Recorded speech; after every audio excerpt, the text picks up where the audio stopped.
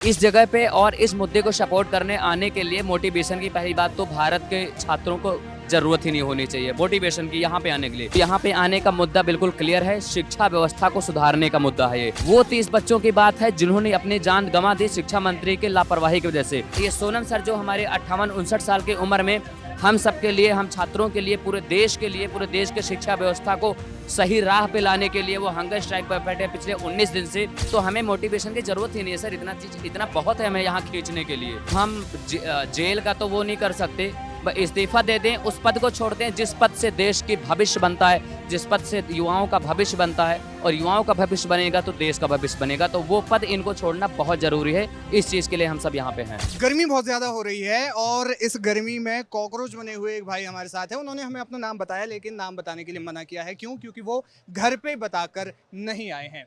तो सबसे पहले तो ये बताओ कि करते हो क्या हो तुम? मैं स्टूडेंट हूँ। स्कूल में, कॉलेज? हाँ, नहीं कॉलेज में हूँ मैं।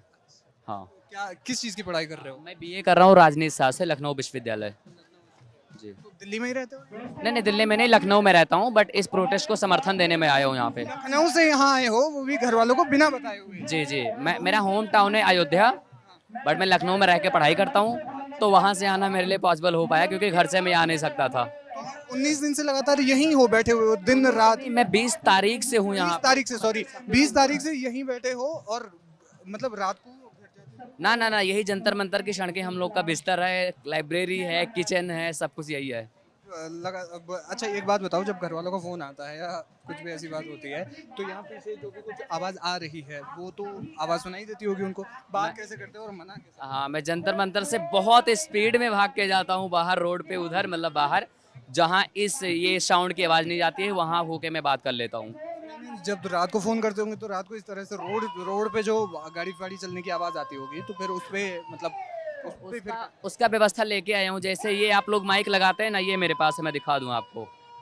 सब पूरा व्यवस्था लेके आया हूँ कि पकड़ा ना जाऊँ। ये मैं फ़ोन में लगाता हूँ और ये मुंह पे लगा के बात कर लेता हूँ, बाहर की आवाज़ नहीं जाती।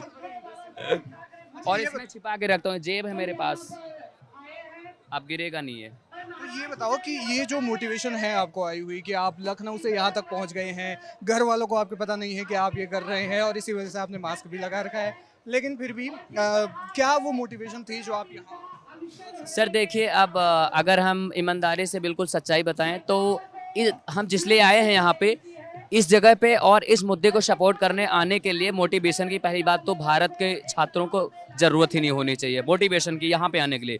क्योंकि अगर छात्र हैं वो पढ़े लिखे हैं या फिर पढ़ लिख रहे हैं तो यहाँ पे आने का मुद्दा बिल्कुल क्लियर है, शिक्षा व्यवस्था को सुधारने का मुद्दा है ये। मैं उम्मीद करता हूँ सबको आना चाहिए, सिर्फ मुझे ही नहीं। वो 30 बच्चों की बात है जिन्होंने अपनी जान गंवा दी शिक्षा मंत्री के लापरवाही की वजह से। 2 करोड़ से ज़्यादा विद्यार्थियों की बात है जिन्होंने प्रभावित हो चुके हैं पेपर लीक की वजह से।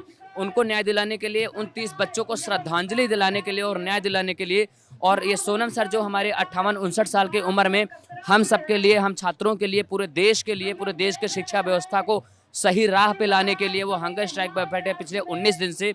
हमारे 15 से 20 साथी और हैं टेंट में, अलग अलग टेंटों में बैठे हैं वो हंगर स्ट्राइक पे हमारे लिए, हमारे जो देश में साथी हैं उनको न्याय दिलाने के लिए।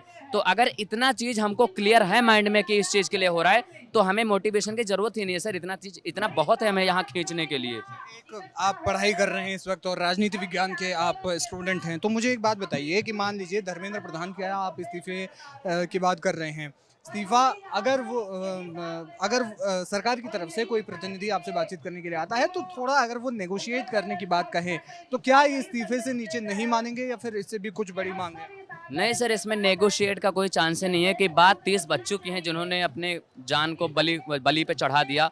30-40 घरों के चिराग बुझ चुके हैं। तो अगर इतने बड़े पैमाने पे इनसे लापरवाही हुई है जिसके वजह से 30 बच्चों ने अपने जान देने पे मजबूर हुए, तो इसके नीचे फिर कोई नेगोशिएट नहीं हो सकता है सर। इनको सज़ा भी होनी चाहिए।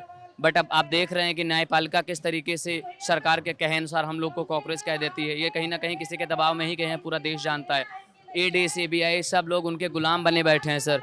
तो हम जेल का तो वो नहीं कर सकते, इस्तीफा दे दें, उस पद को छोड़ दें जिस पद से देश की भविष्य बनता है, जिस पद से युवाओं का भविष्य बनता है, और युवाओं का भविष्य बनेगा तो देश का भविष्य बनेगा। तो वो पद इनको छोड़ना बहुत ज़रूरी है। इस चीज़ के लिए हम सब यहाँ पे हैं। इतनी गर्मी में हमें भी अब तक पसीना आ रहा है जबकि मैंने सिर्फ एक शर्ट पहनी हुई है, तुम ये पूरा एकदम मोटा सा एकदम मतलब सर्दियों के टाइप का कुछ पहने, क्या इसको उतारते हो या कुछ ऐसे ही बस 24 घंटे? नहीं सर, मैं इसको सुबह में 10 बजे पहनता हूँ, रात को 11 बजे उतारता हूँ, 13 घंटे बाद। और 11 बजे मैं भी वो भी ना उतारता, लेकिन रीज़न है गर्मी होती है तो मुझे धुलना पड़ता है डेली।